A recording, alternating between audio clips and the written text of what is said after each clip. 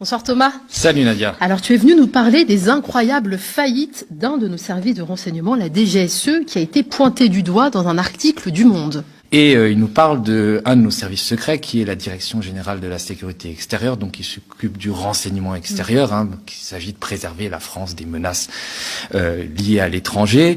Et cette DGSE, la particularité, c'est qu'elle est liée, elle est sous la tutelle du ministère des Armées, du ministère de la Défense, donc il y a un culte du secret. On a raconté que Mouammar Kadhafi avait été renversé par son peuple. Et pas question de défendre ici Mouammar Kadhafi qui était un dictateur, mais quand même...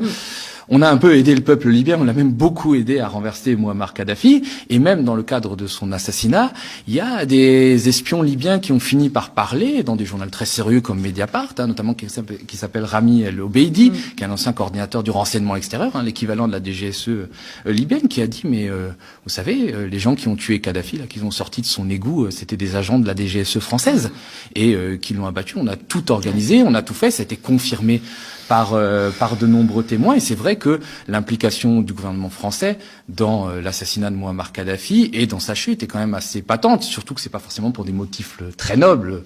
C'est pas parce que Mouammar Kadhafi était un dictateur qu'on allait le renverser. Il y a quand même cette suspicion du financement de la campagne présidentielle de Nicolas Sarkozy en 2007 qui reste, et que Nicolas Sarkozy aurait voulu se débarrasser d'un mécène qui menaçait un peu de balancer. D'ailleurs, on allait beaucoup plus loin.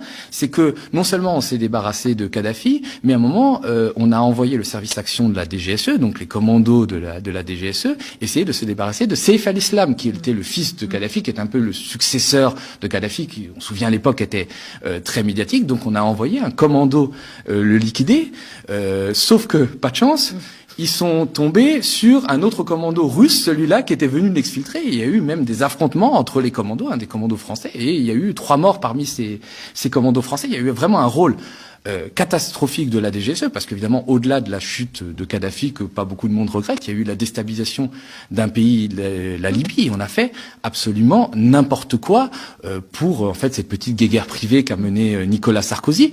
On sait par exemple que, en fait, Mouammar Kadhafi était soutenu par des Touaregs qui étaient originaires du Mali, qui étaient du Nord Mali, et qui venaient combattre avec lui en tant que mercenaires. Et donc, qu'est-ce qu'on a fait, nous Français? On a envoyé des émissaires de la DGSE voir ces mercenaires du Nord Mali et leur dire, bon écoutez, maintenant vous allez lâcher Kadhafi, parce que c'est un méchant et on veut plus, mais en échange on va vous donner l'indépendance du Nord Mali, puisque vous la réclamez depuis des années et que vous ne vous entendez pas avec le sud du Mali.